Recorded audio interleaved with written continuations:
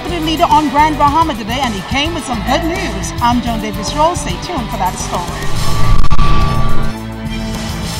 The Bahamas Tonight, the Northern Edition, starts now.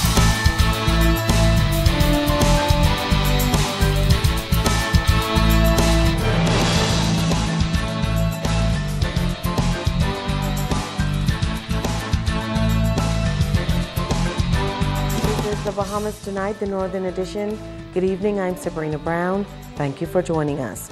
Topping the news tonight, the Northern Branch of the Bahamas Society of Engineers closed out its two-day conference on Grand Bahama today with an address from Deputy Prime Minister and Minister of Public Works, the Honourable Philip Davis. The focus of his address, a number of capital projects earmarked for Grand Bahama. Joan Davis-Roll reports. Welcome news coming for professional engineers in the wider Grand Bahama community from the Deputy Prime Minister, the Honourable Philip Davis. It involves a number of capital projects, among them an announcement regarding a long-awaited solution to the vexing problem of flooding at the Fishing Hole Road. In keeping with our commitment to allow, to the extent possible, Grand Bahama to manage its affairs, the carriage of the Fishing Hole Causeway rests with the Ministry for Grand Bahama. I met with the Minister this morning, dotting the I's and crossing the T's. And I can assure you that a robust, cost-effective, environmentally sensitive, elevated causeway with culverts is nearing to construction. This is long anticipated by Grand Bahama and will mitigate the natural nuisance that awakens every time a storm visits these shores. More plaintive tears will be dried as construction of the West End Junior High School foreshadows opening to accept students from that area in September of 2015.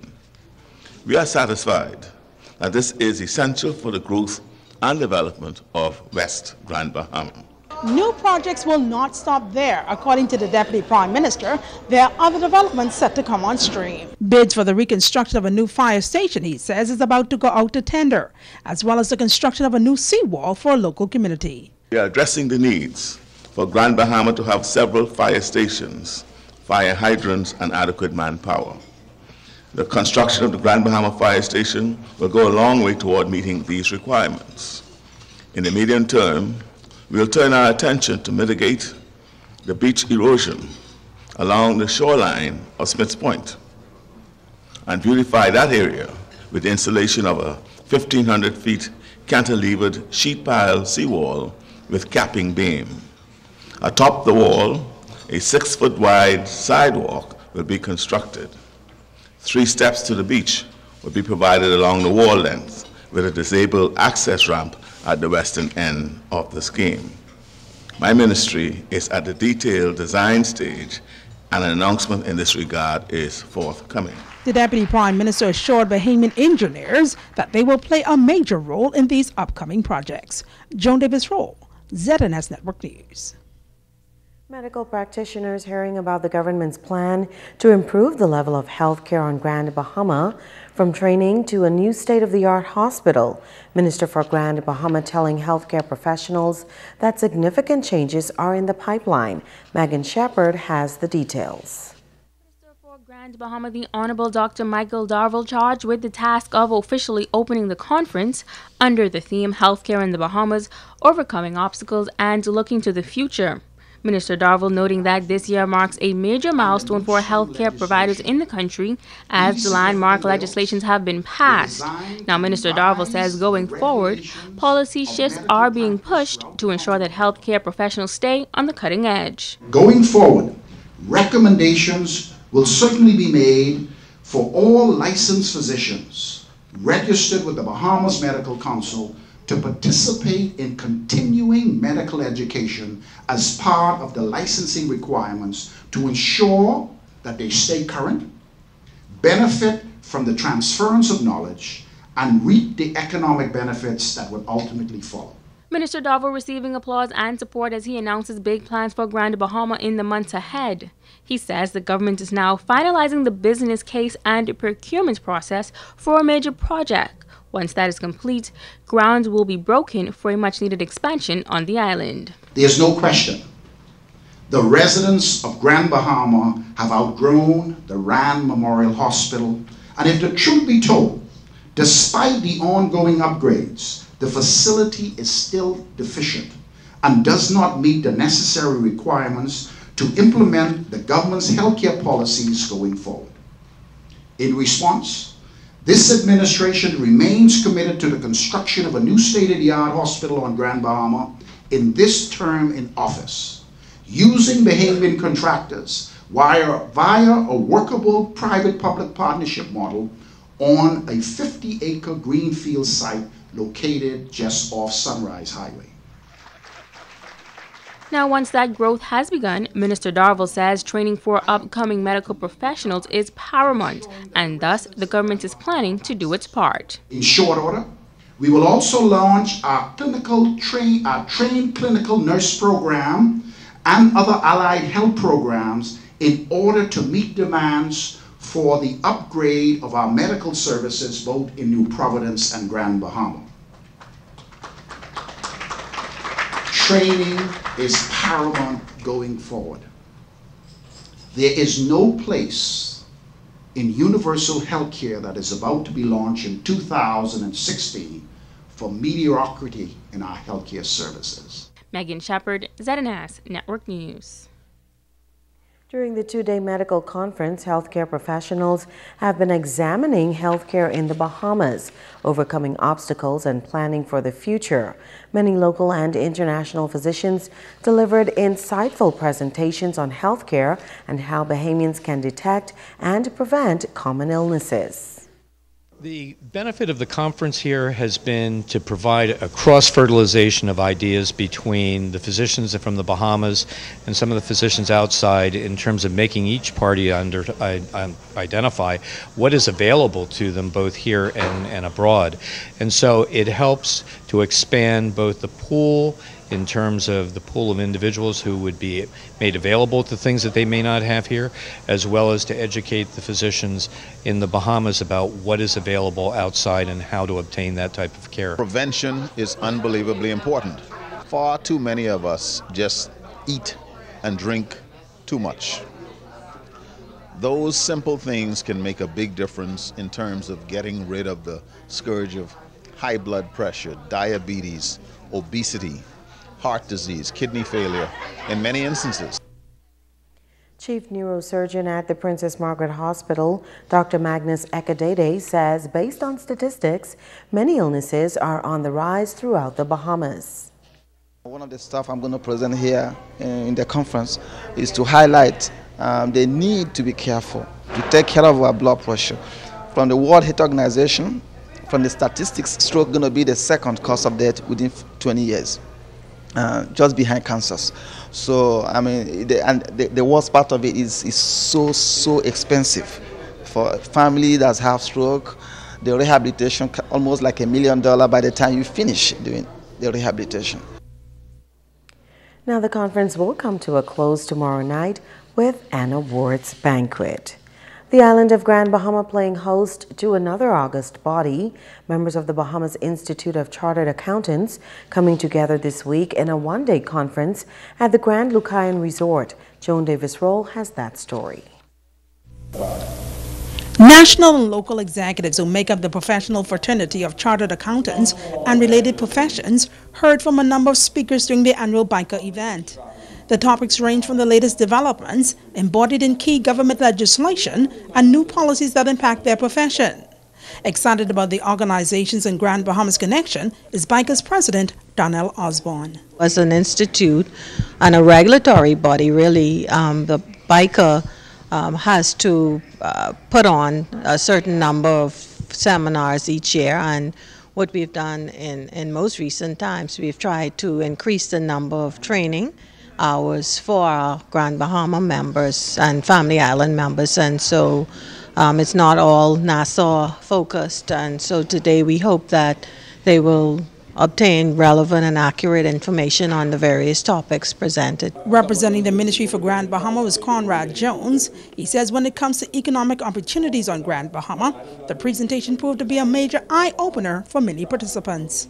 We pretty much are moving now, especially in audiences like this, to further engage the community, cause them to have an understanding of the government's initiative in this regard with carrying duty-free concessions to East and West Grand Bahama to help the business community to be able to increase its economic activity within those areas so that we can begin to really expand and turn the engines of economic growth outside of the port area. Grand Bahama Chamber of Commerce Executive Kevin Seymour addressed the correlation between the Hawksville Creek Agreement and the pending sunset of the real property tax. The overwhelming view is that the exemptions should be extended. In fact, they should be extended through the year 2054, the termination of the Hawksville Creek Agreement.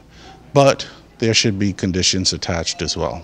It is hoped that following today's conference, the participants will have a greater understanding not only of the Hawksville Creek Agreement or VAT, but indeed legislation that impacts the financial sector. Reporting for ZNS Network News, I'm Joan Davis-Roll. A 48-year-old man was accosted and stabbed around 4 o'clock this morning in the area of Gambert Drive. Police tell us that he was approached by a man wearing all black with a black cloth tied around his face who demanded the keys to his car. When the victim refused, a scuffle ensued and he was stabbed several times about the body. The assailant then fled on foot and the victim was able to drive to the hospital in his vehicle where he is detained. Police is asking anyone that can assist with this investigation to call 350-3107 or 8-911-919 or call the nearest police station. Stay with us, there's more news after this. Bringing news that matters to you. You're watching the Bahamas Tonight Northern Edition. Welcome back. Many schools on Grand Bahama are now stocking up on school supplies, thanks to a local gospel ministry. This initiative is expected to touch every student on Grand Bahama and assist in raising the national grade average. Shashina Roll reports. Excitement was in the air as over 150 teachers picked, chose, and refused which educational material would best suit their classrooms. Many lined off to view the books, very grateful for the opportunity that Jubilee Cathedral, led by Bishop Godfrey Williams, has blessed them with. Overseer Laquez Williams says this massive distribution has impacted just about every school on Grand Bahama. It's been incredible because today, it was crazy. It was pandemonium. Inside here, everybody was just grabbing. Everybody want to make sure that they're covered. So we've been trying to facilitate the Beacon School, Freeport Primary, BMES,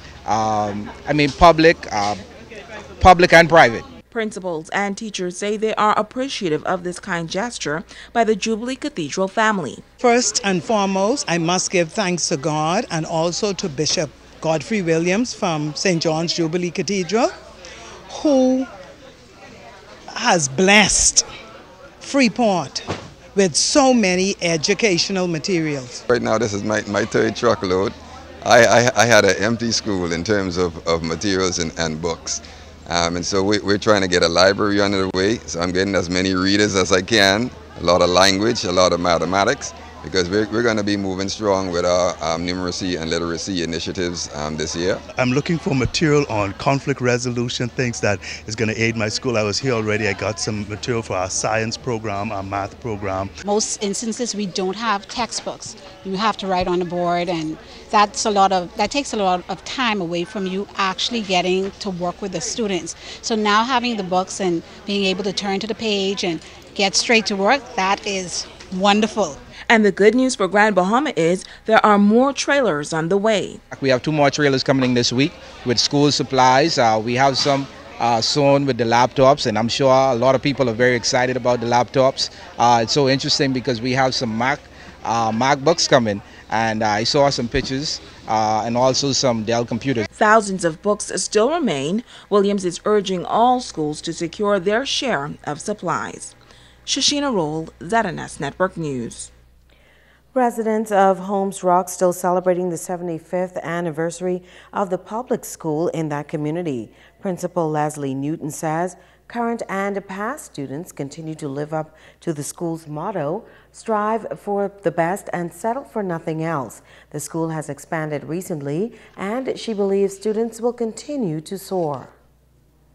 We have grown leaps and bounds. This year we have 142 students, believe it or not, on this little campus. I can see us being a force to reckon with. They say if we're the best school in the Bahamas. Being a teacher is my lifelong dream. It's something that I always wanted to do. And seeing that I'm living that every day, I'm able to mold our future, our students.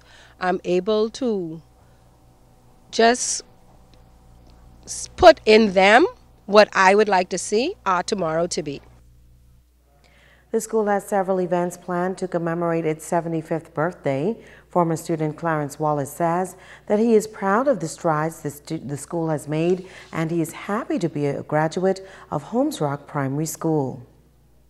I would like to encourage the students of this primary school and students all over the country to just pay a little bit more attention to the education and do not settle for mediocrity, do not settle for a D grade, do not settle for a C grade. Aspire to become the best you can be. Try and achieve A's, all A's. A local high school here on Grand Bahama commissioning a new group of student leaders. Senior Mistress of Mary Star of the Sea Catholic Academy, Evelyn Pinder-Dame, says the students display positive behavior and will be a tremendous asset to the student body. She says she expects nothing but success from these young people. I expect them to excel. I expect them to help others. I expect them to liaison between students and administration and to express their concern and to do it in a respectful manner, whether they agree or disagree with some of the decisions that we make. The senior mistress says the students are settling in well on the newly renovated campus. The student leaders expressed great appreciation for being selected to serve, and they offered positive advice for other students to follow. I feel proud that I was chosen amongst my peers from administration and teachers to be senior prefect. Makes me feel happy. I treat school as my priority. That's first things first. And I don't like to leave the classroom without making sure that I understand the work that was given to me during that day. Also, I like to study daily after school so that when time for exams and tests, I won't have to worry about cramming. I would tell other students to continue and have a positive attitude, to use schoolwork, have leadership skills, try to be a role model, because in the end it actually does pay off, whether you be a prefect or a head girl or whatever it may be, but it will pay off eventually. The preservation of the environment is of paramount concern to the Bahamas National Trust. And as we observe Going Green Week, we take a look at the work the BNT is doing here on Grand Bahama. The Bahamas National Trust is working with scientists and industry partners to identify critical areas for some key species in the Bahamas. We've actually done a lot of extensive work within the communities, working along with some of the local guides, the commercial fishermen, talking with them one-on-one in terms of how they use the areas so we can make a better judgment on how we're going to advance protection to these areas.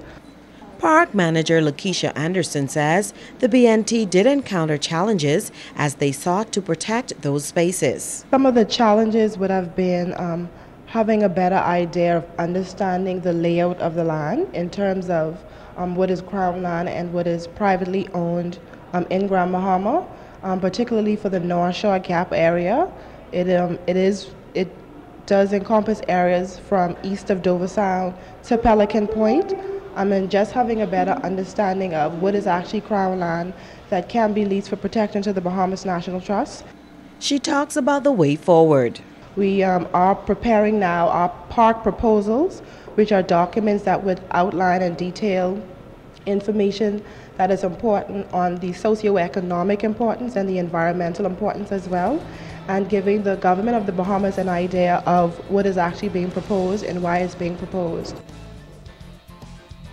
And that's what's making news this Friday. But don't go away, sports is up next with Ricardo Lightborn.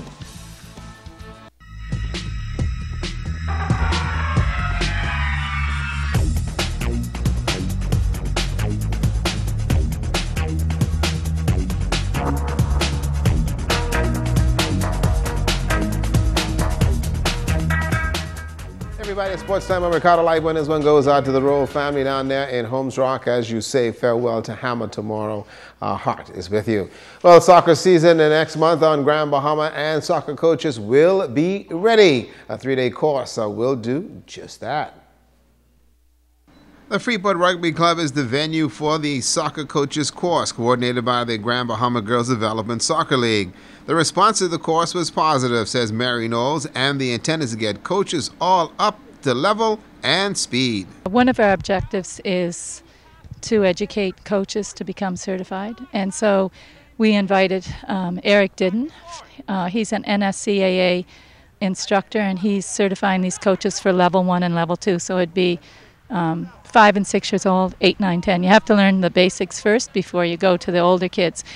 Eric Didden of the National Soccer Coaches of America is the instructor, and taken by the response. They want to learn, and nothing is better than people that donate their time to help children and then want to educate themselves on top of that. So besides all the Saturdays and weekdays that they already donate, now they're here learning. So look at my office. I have the best office in the world, right? And I work with people that want to learn. So it's very, I'm blessed to be here and to work with these people.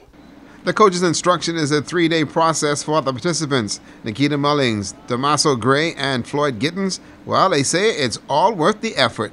I feel wonderful because Coach Mary and Coach Johnny actually gave their time and their efforts to us when I was growing up playing girls soccer and women's soccer league, so it feels good to do the same. Oh, this is really informative. Mr. Dyden came down and he got a lot of coaches out. It's a large crowd here, so it's a really helpful incentive for coaches on the island. Season would be coming on shortly, and to have so many coaches involved in this program, I think it's a very big plus for soccer. The participants in the Soccer Coaches Clinic took a group shot, and they are all committed to the development of the game. And a special thank you to the Pelican Bay Resort for the accommodations for the coaches that were here. Now, the NSCAA Coaches Clinic certified some 40 coaches, and Mark Harding says it comes at a great time as the season is about to start. We've got 2 programs really for boys soccer. We have the YMCA, which is really grassroots soccer, where they're playing from the age of 3 up to 13, 14. That starts on October the 4th. I think it starts at 10 o'clock on the Saturday. So we want as many boys and girls, but especially boys, coming out for that program. And then on top of that, to sort of supplement that, we then have also here at the rugby club, we have the academy, where we try and do extra work. We sort of do extra games and everything with the boys, and those age groups are from boys age 9 up to 17, 18. Well, the James Gould Comer Keith Mullings Primary School Basketball League opened up Friday at the Jack Hayward Gym with the BMES Warriors defeating Mary Star Academy 10-3, Tabernacle 10, Walter Parker 2. Now let's get you up to speed on the other games on opening day. The Sunland Stingers and Freeport Primary on court and opening day. The Stingers are the defending champions and played like one, lots of hustle in the paint. Freeport Primary tried to stay in this one, but watch the Stingers press and hustle to get the ball, the pass off the turnover, and the basket. Sunland Stingers proved to be too much for the Conquerors of Freeport Primary on opening day. 12-2 Stingers in the final. On court next, Holmes Rock Primary wearing their new uniforms provided by the West Grand Bahama MP Obi Wolscombe.